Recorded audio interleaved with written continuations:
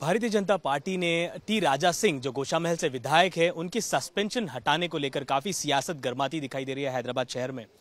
याद है कि 2018 में जो विधानसभा चुनाव हुआ था, बीजेपी में सिर्फ इकलौती सीट थी जहां पर भारतीय जनता पार्टी ने विजेता प्राप्त की थी और उस सीट पर राजा सिंह ने विजेता हासिल की थी। हमारे साथ सुनीता मैडम जुड़ी हैं जो कांग्रेस से इनको राजा सिंह के खिलाफ जो टिकट दिया गया है उसी गोशामहल कॉन्स्टिट्यूएंसी से। आप वहां से लड़ने वाली है मैडम, क्या लग रहा है, क्या होने वाला है? क्या होने वाले हैं, एक तो राजा सिंह को ये सस्पेंशन हटा के बहुत बड़ा गलती करे। क्यों बोले तो सियासत में हिंदू मुस्लिम को लड़ाने के चक्कर में उनको सस्पेंड किया गया और सारे मुस्लिम भाइयाँ पूरे खिलाफ है। और यही नहीं, सस्पेंशन हटाने के बाद में एक मौका तो देना चाहिए ना। अब ऐसा हो गया, बीजेपी को यहाँ पे कोई वोट डालने वाला नहीं है। सिर्फ राजा सिंह को ठहरे तो एक सीट आता बोल के उन्होंने वही मुद्दे पे लेके उनका सस्पेंशन हटाया बोल के सारे लोग बोल रहे, मगर इस बार वो सीट कांग्रेस मार के लेके जाएगी 100%। मैडम, राजा सिंह का ये कहना है कि आप जो है उनके अगेंस्ट में एक स्ट्रॉन्ग कैंडिडेट नहीं है, लोकल नहीं है, ये इनका आरोप है।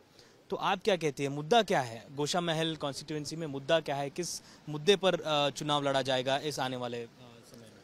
सी वी हैव लॉन्च 6 गारंटीज, हमने जो लॉन्च किया था, माँ लक्ष्मी और गृह लक्ष्मी जो 200 यूनिट्स फ्री, 2500 जो हर एक महिला के अकाउंट में जाती है, और उसे हटा के 500 में सिलेंडर देने की बात हो रही, और बस फ्री जैसे कर्नाटक में इम्प्लीमेंटेशन हो रही, और सहायता पेंशन 4000 रुपीज़, ये हटा के तो महंगाई से कमर तोड़ रखे और अनएम्प्लॉयमेंट में तो बड़ा फोकस कर दिए हम। क्यों बोले तो हम अनएम्प्लॉयमेंट यूथ को जॉब्स नहीं है, हम आते 2 लाख जॉब्स फिर देंगे बोल के भी बोल के रखे थे हमने।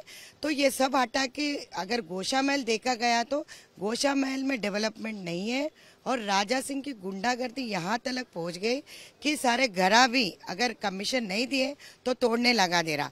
और उनके खुद के जहाँ पे उनके खुद के जात वालों से जब मैंने डिस्कस किया, चाहे वो महिला होने दो पुरुष होने दो, वहाँ से जितने लोगों से मैं जाके फील्ड में जब बात करते तो यही बात हो रहा कि खुद के जात वालों को तो उन्होंने देखा नहीं, और खुद के जात वालों का घर तोड़ रहे, फंक्शन हॉल तोड़ रहे, और हम लोगों को जीना आराम कर दिए। सो राजा सिंह को तो वोट हम नहीं देंगे इस बार, और 100% कांग्रेस को हम वोट देंगे, ये बता रहे थे मेरे से जब मैं पाद यात्रा कर रही थी वो एरिया में, और वो भी गंगाबोली से। ये बात बता रहा हूँ जहाँ पे राजा सिंह रहता है वहाँ पे जाके, और मैं कितने टफ फाइट देते नहीं देते आने वाले दिनों में हम बता देंगे आपको। ये उनका टाइम नहीं है, अभी खत्म हो गया वो टाइम। ये गुंडागर्दी ये जो कर रहा था खत्म हो गया। नारी शक्ति क्या चीज है इस बार बता देंगे कांग्रेस पार्टी से। इस वजह से एकलौता ये औरत को यहाँ से जो महिला कांग्रेस प्रेसिडेंट हूँ मैं कांग्रेस पार्टी से, मेरे को ये मौका दिया गया। एंड सोनिया जी ने बराबर ये बात बोल रहे हैं कि वुमेन एम्पावरमेंट खाली कांग्रेस से ही होती है, ये तो 100% प्रूव भी कर दिए। जहाँ पे 33% रिजर्वेशन बिल के बारे में आपने देखा हुआ तो वहाँ पे तो बिल ऐसे जल्दी पास कर दिए लोकसभा में, पार्लियामेंट में।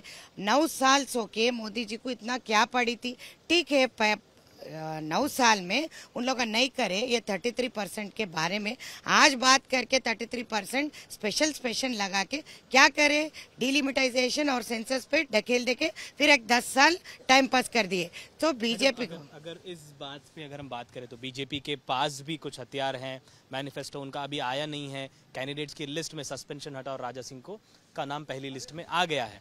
तो मैनिफेस्टो के हद तक अगर हम देखें तो बीजेपी ने अपना पूरा जो है अभी गेम पूरा खोला नहीं है।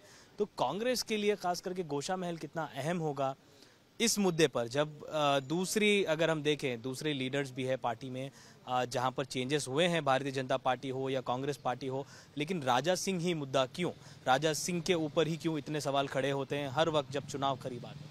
ये मत तत्व का जो राजनीति है ये यही करते हैं। और अब देखे गए तो बीजेपी में जो रूल्ड स्टेट्स है वहाँ पे क्राइम रेट भी है, महिलाओं का हत्या करते, असॉल्ट करते। आपने कहीं भी देखे तो उनके ऊपर कोई चीज का एक सेक्शन क्या एक एफआईआर भी बना नहीं सके। अब यहाँ पे गुंडाइज्म आप किस तरीके से लागू करना ये बीजेपी वाले सिखा सकते आम जनता को, इससे ज्यादा तो मैं बोल नहीं सकते। बिकॉज हर महिला रिसेंटली देखे तो खिलाड़ियों का भी बहुत बड़ा मुद्दा चला था, वहाँ पे इंक्वायरी के नाम पे उनको सस्पेंड किया नहीं गया। मोदी जी लेके घूम रहे हैं उनको। और यहाँ पे क्या मैसेज देते हैं आप महिलाओं को, हमारा सुरक्षा किधर है? एनसीआर भी रिकॉर्ड्स देखो तो राजा सिंह हमेशा हिंदू मुस्लिम के ऊपर ये चुनाव, वो दोनों भी एक ही है, बीजेपी और एमआईएम के सपोर्ट, बिन सपोर्ट के बीजेपी विन नहीं कर सकती। यहाँ पे टीआरएस भी मिली हुई है, टीआरएस बीजेपी एमआईएम तीनों भी। इसके वजह से हम बी टीम बोल के क्यों बता रहे बोले तो तीनों मिलके ये चुनाव में उनका साथ दे रहे और इसीलिए एमआईएम का कैंडिडेट को खड़ा नहीं कर रहे। राजा सिंह का ये आरोप है कि बीआरएस का कैंडिडेट जो होगा एमआईएम या दारुसलाम से या फिर असद अकबर ओवैसी उनको चुनेंगे, तभी यहाँ पर बीआरएस का कैंडिडेट अनाउंस किया जाएगा केसीआर की ओर से। इसीलिए अभी तक कैंडिडेट 119 में से 114 कैंडिडेट्स का तो लिस्ट आ गया है। उसमें गोशा महल जो बचे 5 कॉन्स्टिट्यूंसीज है उसमें गोशा महल का नहीं आया है। तो आप क्या मानती है इस चीज़ को? राजा सिंह का कहना है कि एमआईएम और बीआरएस दोनों मिलकर मनी पावर से उनको हराने की कोशिश कर रही है। दूसरी तरफ कांग्रेस ने अपनी महिला को वहाँ पर फील्ड किया है। क्या आप वाकई में उनको टक्कर दे पाएंगी गोशा महल? क्यों नहीं दे पाएंगे? 50% उन्होंने है तो 50% हमें। इक्वालिटी ऑफ राइट है, ये कॉन्स्टिट्यूशन ने दिया था। हम हाईकोर्ट एडवोकेट होने के नाते बराबर टक्कर देंगे। राजा सिंह को मुकाबला करना है तो सीधी तरीके से करो, बोलो। हम हमारे शक्ति क्या है हम बता देते। वो हमारा अड्डा था, दो मुकेश गौड़ जो वहां से लड़ रहे थे, उन्होंने मर जाने के बाद में ये अड्डा उन्होंने ले लिए। मगर इस बार इतना आसान नहीं है चुनाव। बराबर क्यों बोले तो जीएसटी, डिमोनेटाइजेशन, महंगाई और अनएम्प्लॉयमेंट की ये सारे मुद्दे जो है ना, यहाँ से बीआरएस लूट रहे, वहाँ से बीजेपी लूट रहे। जीएसटी के नाम पे आज पेट्रोल का भाव क्या है, डीजल का भाव क्या है, गैस का भाव क्या है, हर एक महिला नोटिस करे। 51% जो वोट बैंक है, हमारा महिला शक्ति का पावर बहुत है और महिला ये समझ चुकी, ये बीजेपी, एमआईएम और बीआरएस एक ही है। अगर आप बीआरएस को वोट डालेंगे तो वो बीजेपी को चले जाएंगे।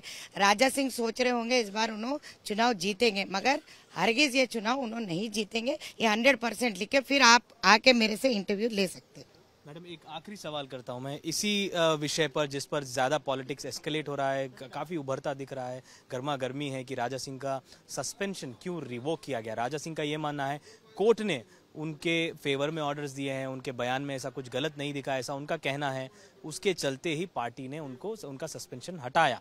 लेकिन आप क्या कैसे देखते हैं इस चीज़ को? आप क्या कहेंगे? एक दो सस्पेंशन का बात है, मैं अभी आपको बता दिया था। उनका पास पावर है, कब बोले तो जब सस्पेंड कर देते नाम के वास्ते, जब बोले तो जब निकाल देते हैं। अब यहाँ पे देखो कविता को क्यों अरेस्ट नहीं करे, लिकर स्कैम ने है 10 फोन सीज करे वो है। बिकॉज मैंने जब भी बताया अभी भी बताया, बीआरएस बीजेपी अलग अलग नहीं है, इसके साथ में एमआईएम भी जुड़ गया। तो सस्पेंशन लगाते उन लोग, निकालते भी उन लोग। तो आपको कितना चित्त शुद्धि है इसमें आप देख सकते। राजा सिंह को सही देके गए तो उनको देने के चांस, क्या वहाँ पे लायक लीडर है ही नहीं क्या? वो गोशा महल में राजा सिंह से टक्कर देने वाला कोई नहीं है क्या? इसी वजह से एक मर्द आदमी ठहराने से अच्छा तो एक औरत बच्ची को ठहरा के उनके चैलेंज में हम ये इलेक्शन जीतेंगे। धन्यवाद मैडम हमसे बात करने के लिए। तो ये थे सुनीता राव जी जो राजा सिंह के खिलाफ गोशा महल में कांग्रेस पार्टी से आने वाला चुनाव लड़ेंगी। देखना ये होगा कि बीआरएस अपनी तरफ से किस कैंडिडेट को वहां पर फील्ड करते हैं और क्या राजा सिंह फिर एक बार वहां से जीतेंगे या फिर जो है वहां से उनको इस सस्पेंशन और इस कफुल के बीच में हारना पड़ेगा। कैमरा पर्सन दामोदर के साथ अब्दुल बशीर, हैदराबाद।